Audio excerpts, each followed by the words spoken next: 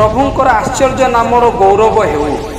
दिन प्रतिदिन वाक्य शुणुथिबा प्रभुंकर प्रिय लोक मानंकु प्रभु जीशु ख्रीष्टंक सुमधुर नामरे नमस्कार।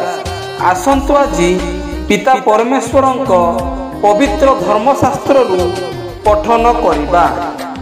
मनुष्यर समस्त गति अपना दृष्टि निर्मल, मात्र सदा प्रभु आत्मा मानंकु तौलंती। सदा प्रभु को तुमर कार्य समर्पण कर, तहिरे तुमर संकल्प स्थिरीकृत हेब। हितोपदेश 16 पर्वर 2 एवं 3 पद वाक्य बुझिया पाई और निजस्व करिबा पाई प्रत्येक को प्रभु साहाय्य करंतु। एही वाक्य द्वारा आपण मानंकु आपण मानक परिवार को प्रभु प्रचुर भावे आशीर्वाद करंतु। धन्यवाद। आमेन।